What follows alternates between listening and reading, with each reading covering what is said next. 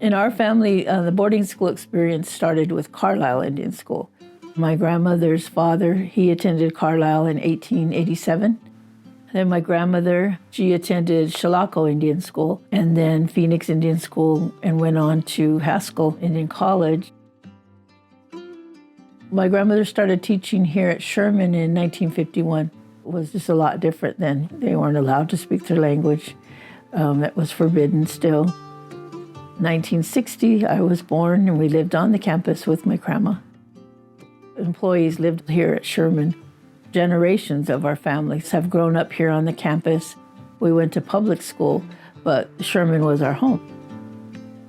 During summer when kids would go home, we kind of had the reign of the campus, the employees' kids did.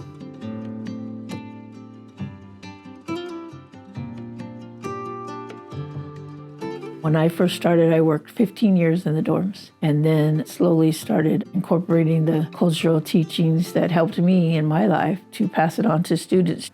I've taught everything from boarding school experience to our traditional values to toys and games, music instruments, basket weaving, native foods, and medicinal plants classes.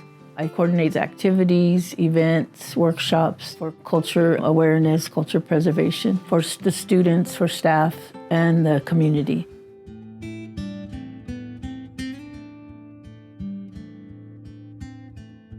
Sherman Indian Museum was established in 1970 to tell the story of the boarding schools. It also tells the story of our community, our Sherman families that have worked here, lived here, grew up here. Ever since I started coming, just fell in love with the place. The school asked if I would open it, on my own and take over. And so since 1991, I've been here. We're not funded by the school or anything. It's operated by volunteers and donations. We have a museum studies class that I teach, and so I have students helping me to keep the museum open.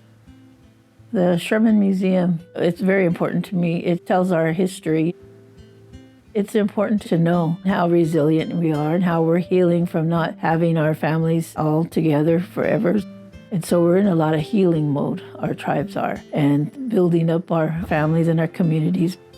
So it's been really rewarding. It's been everything. It's not so much a job, it's my life.